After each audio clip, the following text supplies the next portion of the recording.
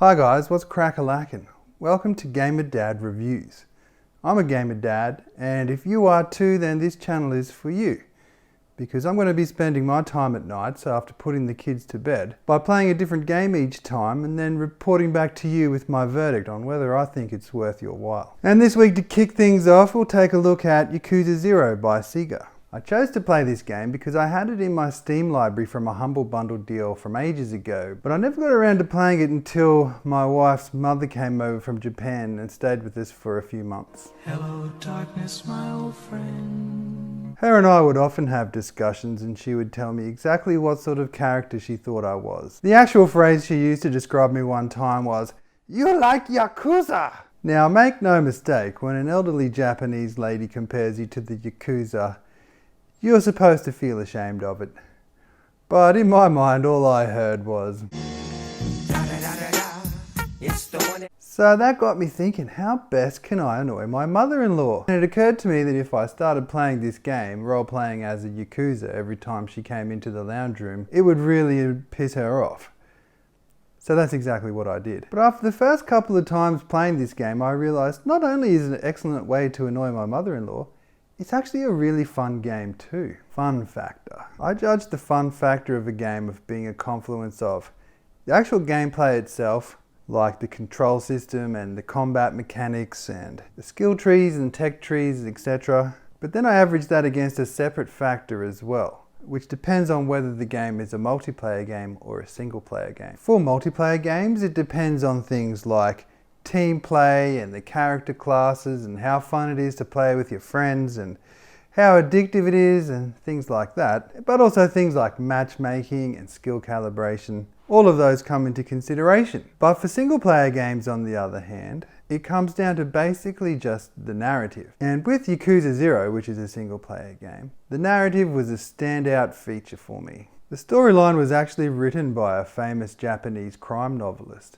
And you can tell, it's quality. The plot is gripping and cohesive, and the character development is consistent and satisfying. When I finally got to the end of the story, I was sad it was finished, and that's a feeling I've only ever really had from reading books before. Yakuza 0 is just a great mix of intensely dramatic main storyline, mixed in with insane, madcap, hilarious side quests. With that said, it did take me a long time to finish. I know I'm a slow game player, but the 60 odd hours it took me to roll credits could have earned someone almost $3,000 at the average male weekly salary, which is a fair amount of lost opportunity cost. But I guess you do need to take time out from work and chill, so yeah, it's okay. And anyway, other players have reported being able to finish this game in half that time. The story follows two main protagonists. One in Tokyo called Kiryu Kazama, and one in Osaka called Goro Majima. You alternate controlling these two characters 2 chapters at a time. So you start off in Tokyo with Kiryu for chapters 1 and 2, and then you find yourself in Osaka for chapters 3 and 4 in control of Majima-san. These two districts are basically the extent of the open world in the game, but they never felt restrictive or lacking in space to me. Apart from the compelling storyline, the gameplay itself is great too. The combat mechanics are simple to get used to, but gradually builds more complexity as the game goes on. Both Kiryu and Majima acquire 3 fighting styles each over the course of the game, or 4 if you include the ultimate styles that are apparently unlocked after you complete 100% of the content, but I haven't got that far. Kiryu's 3 styles are the balanced brawler style, the powerful beast style, and the fast rush style. Meanwhile, Majima becomes a master of the default thug style, the baseball bat slugger style, and the techno beat breakdance style, which reminded me of Capoeira Eddie from Tekken, actually. My personal favourite though was Majima's baseball bat style. It was viscerally satisfying to beat the shit out of scores of goons at a time with the old Louisville slugger. Kiryu's beast mode style is also fun, and it's great fun to switch to Kiryu's brawler style at the end of the game when a lot of the bad guys are packing heat, because you can knock the gun out of their hands and then pick it up yourself and gun them down with their own weapon. And then gun down all their punk-ass pals as well. Pure brutality. There are also dozens of mini-games to play as well, like bowling, darts, fishing, catfight club, pocket circuit racing, and heaps of others. Too many to list. Two in particular though are like full-blown business building simulators, which can be really lucrative. Real Estate Royale and Cabaret Club Czar. You can also win money by winning fights against street gangs, and also by winning at gambling or prize fighting. The money is used then to invest in new perks and fighting moves which make you tougher and more powerful in combat. There's just so much depth and variety, it's hard to mark this down. I'm going to give it a 9 for gameplay and a solid 10 for the storyline, which averages out to 9.5 overall for the fun factor.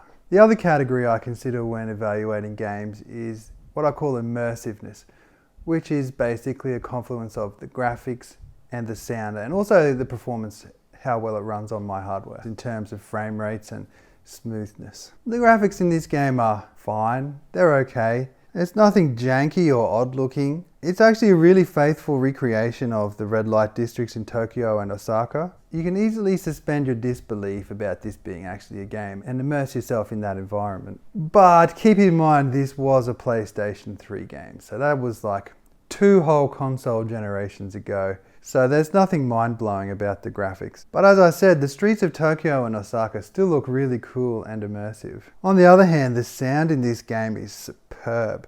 The voice acting is simply the best I've ever experienced in any game. It is all in Japanese though, so you do need to read the subtitles. But for me that was actually a plus, as I'll get into later. The frame rates were fine. It never dropped below 60 FPS on my computer as far as I can remember. I'm playing on a 1440p ultra wide with the RTX 2080. So I'll give it a 7 for graphics, a 10 for sound, and a 9 for performance and optimization. So that's an overall immersiveness score of 8.6. So to recap, the fun factor score was 9.5, the immersiveness score was 8.6, and if we add it all up and crunch the numbers, we come to an overall total score of 9.05 out of 10. It's a total classic. So do I recommend that you play this game, my fellow gamer dads? Well, the answer to that is, it depends. It is a pretty big investment of time. There are 17 chapters, and each chapter takes at least 2 hours to get through, I would say. So if you aim to complete 1 chapter per night, Monday through Friday, every night, you're looking at 3.5 weeks to get through this game. So then the question is this game worth 3.5 weeks of your time? Well, from my perspective, that's a yes from me, dog. Because, well, for starters, the theme is just so cool. Really well-written crime dramas are always interesting. But then there's the added cool factor of this game being set in 1988. What I mean is, each post-war decade has a dominant nationality of cool associated with it. For example, in the 50s, the dominant nationality of cool was totally American. You had rock and roll, Elvis Presley, John Wayne, hamburgers, milk bars, the whole madman aesthetic. And then obviously in the swinging 60s, it was all about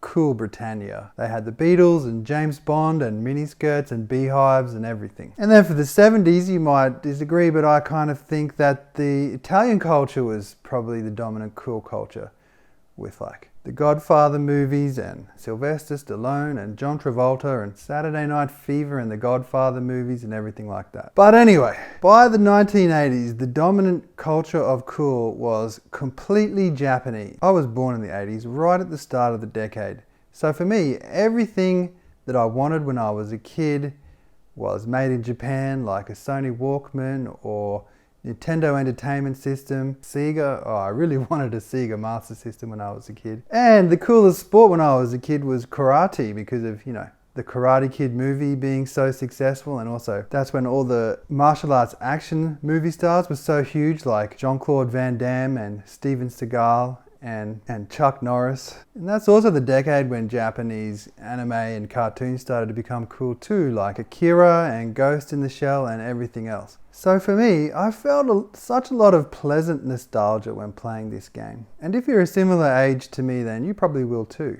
And then again, due to the fact that I have a Japanese wife, I have an interest in learning the Japanese language. And playing this game is probably the most pleasurable way to attune your ear to the way Japanese sounds. Because the game is so fun and the voice acting is just so superb. By the end of playing it for 60 hours, I found that I could pick out Japanese words I wasn't able to previously. Another reason to give this game a go is if you are curious about any of the subsequent Yakuza games. One of the top rated PlayStation 5 games at the moment is Yakuza Like a Dragon. Well, it's often recommended that if you want to play the other Yakuza games, you play this game first because it's like the prequel to all of them and introduces the main characters to the series. But on the other hand, if fighting games don't interest you and you don't care about learning Japanese and you have no nostalgia for the 80s, or if you have no interest in Japanese culture, if you prefer multiplayer games and or shoot 'em up games, then give this game a wide berth because it's not for you. But as for me, I have no regrets for sinking my time into this one. It was super fun, and the fact that it triggered my mother-in-law was just a bonus.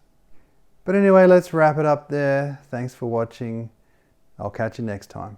Cheers.